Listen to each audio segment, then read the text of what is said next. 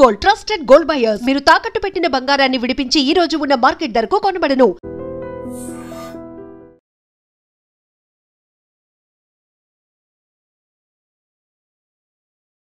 Welcome to iDream news. This is Pawan. మహారాష్ట్రలో నాగ్పూర్లో ఓ వింత ఘటన చోటు చేసుకుంది.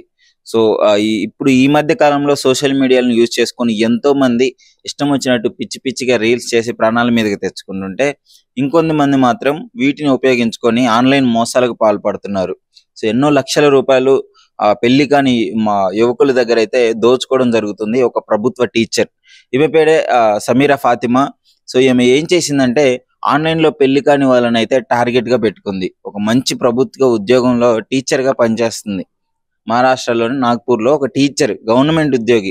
ఆ డబ్బులు సరిపోక ఆన్లైన్ లో ఎవరైతే ఇప్పుడు చిన్నగా రిక్వెస్ట్లు పెడుతుంది, వాళ్ళ ప్రొఫైల్ చూస్తుంది, వాళ్ళు డబ్బులు ఉన్నోళ్ళ కాదా అని చెప్పేసి చెక్ చేసుకుంటుంది.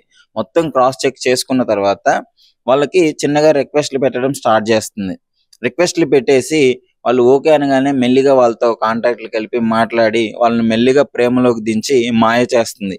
మాయ చేసిన వెంటనే నాకు పెళ్లి అయిపోయింది, విడాకులు అయిపోయినాయి అని చెప్పేసి ఈ విధంగా మాట్లాడుతూ వాళ్ళ దగ్గర లక్షలు ఒక్కొక్క పర్సన్ దగ్గర 15 లక్షలు ఈ విధంగా తీసుకున్నట్లయితే తెలుస్తుంది. దాదాపు 8 మందిని ఈ విధంగా మోసం చేసినట్టు కూడా తెలుస్తుంది. 1 కాదు 2 కాదు 8 మంది, ఒక్కొక్కరి దగ్గర దాదాపు 10 లక్షలు 15 లక్షలు తీసుకొని పెళ్లి చేసుకొని వెంటనే డివోర్స్ ఇచ్చి మళ్ళీ ఇంకో పెళ్లి చేసుకోవడం అయితే మొదలు పెట్టింది. మరి మీకు డౌట్ రావచ్చు, ఏంటి మొదటి వాళ్ళు ఎలా వదిలేశారు, డివోర్స్ తీసుకున్న తర్వాత ఇలాంటి రకాల మోసాలకు పాల్పడుతుంటే పెళ్లి చేసుకున్న వాళ్ళు ఎలా వదిలేశారు అంటే, ఈమెకు ఒక టీం ఉంటుంది. సో వెంటనే వాళ్ళు ఎవరైనా ఆ డివోర్స్ ఇవ్వను అన్నా, లేదు డివోర్స్ ఇచ్చిన తర్వాత నీ బండారం బయట పెడతా అన్నా, వాళ్ళని పెట్టి బెదిరించి మిమ్మల్ని కిడ్నాప్ చేస్తాను, మిమ్మల్ని చంపేస్తాను అని చెప్పేసి ఒక టీంని పెట్టుకొని అయితే ఈ విధంగా చేస్తుంది. సో వాళ్ళు పాపం భయంతో ఇప్పటి వరకు బయటికి రాలేదు. 9వ పెళ్లి ఎప్పుడైతే చేసుకోబోతుందో ఆ టైంలో అయితే ఒకరు ధైర్యం చేసి బయటకు వచ్చి పోలీస్ కంప్లైంట్ ఇవ్వడం అయితే జరిగింది. సో కంప్లైంట్ ఇచ్చిన తర్వాత ఈ బండారం అయితే బయటపడడం జరిగింది. ప్రభుత్వ ఉద్యోగం ఉంది, మంచి శాలరీ వస్తుంది. కానీ వాటికి ఆ శాలరీ సరిపోక, గవర్నమెంట్ ఇచ్చే శాలరీ కూడా సరిపోక బాగా జల్సాలకు అలవాటు పడి పబ్బులకి షికార్లకి తిరుగుకుంటూ ఇష్టం వచ్చినట్టు జల్సాలకి అలవాటు పడిన ఆమె ఇప్పుడు వాటికి డబ్బులు సరిపోక ఎంతో మంది దగ్గర పాపం మోసం చేసి ఆన్లైన్ లో పెళ్లి కాని అవివాహితులే ఈమె టార్గెట్. మంచిగా క్రాస్ చెక్ చేసుకుంటుంది, ఈయనకి డబ్బులు ఉన్నాయా లేదా, మనకి పెట్టగలడా లేదా అనేసి మొత్తం చెక్ చేసుకొని అప్పుడు రంగంలోకి దిగుతుంది. సో మరి ఏమని ఎందుకు చేసుకుంటున్నారు అంటే, ఎమోషనల్ గా వాళ్ళని బ్లాక్మెయిల్ చేస్తుంది. అంటే ఎమోషనల్ గా వాళ్ళని ఈమె లైఫ్ స్టోరీ మొత్తం వాళ్ళకి చెప్పి, ఇది పరిస్థితి, ఈ విధంగా డివోర్స్ అయింది, ఇంతకు ముందు ఉన్న భర్త నన్ను టార్చర్ చేసేవాడు, అందుకే నేను డివోర్స్ ఇచ్చాను అని చెప్పేసి ఈ విధంగా చేసి వాళ్ళని పెళ్లి చేసుకుంటుంది. ఎందుకంటే గవర్నమెంట్ జాబ్ కూడా ఉంది కదా ఈమెకి, కొంచెం వాళ్ళు కూడా సెక్యూర్ ఫీల్ అవుతారు. సో వాళ్ళు డబ్బులు ఉన్నోళ్ళే కాబట్టి, ఈమె గవర్నమెంట్ జాబ్ ఉంది కాబట్టి ఫాతిమాకి. సో వెంటనే ఇద్దరైతే పెళ్లి చేసుకోవడం జరుగుతుంది. పెళ్లి చేసుకున్న కొద్ది రోజులకే ఈమె వాళ్ళ డబ్బులన్నీ లక్షలు దోచేసుకొని తర్వాత వెంటనే డివోర్స్ కి అయితే అప్లై చేసుకోవడం జరుగుతుంది.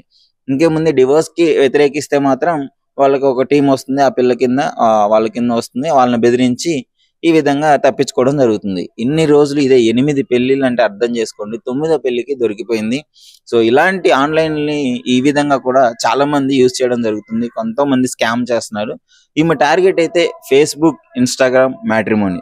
సో ఇట్లాంటి పెళ్లి కానీ మ్యాట్రిమోనీ సైట్స్ లో కూడా ఈ విధంగా ఎన్నో మోసాలు చూస్తున్నాం.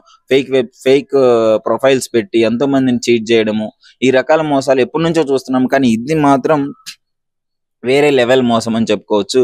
ఒక ప్రభుత్వ టీచర్ అయి ఉండి సిగ్గుచేటి ఇది, ఎంతో మందికి ఒక మహిళ అయి ఉండి ఇన్ని పెళ్లిళ్ళు చేసుకోవడం, అది అసలు ఎంత ఘోరమైన విషయం అంటే. సో ఇలాంటివన్నీ పసిగట్టాలి పోలీసు వాళ్ళకి. ముఖ్యంగా మోసపోయిన వాళ్ళు ఎవరైతే ఉన్నారో ధైర్యంగా వచ్చి కంప్లైంట్ ఇచ్చినట్టయితే దాదాపు ఒక 8 మంది జీవితాలు అయితే బాగుపడేదని చెప్పుకోవచ్చు.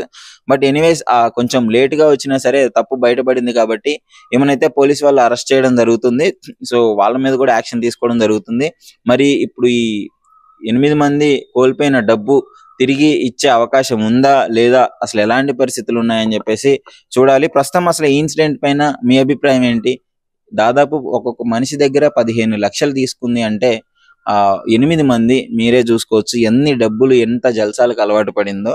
అసలు ఈ విధంగా జరుగుతున్న పైన మీ అభిప్రాయాన్ని అయితే కామెంట్ రూపంలో మై డ్రీమ్ తో షేర్ చేసుకోండి.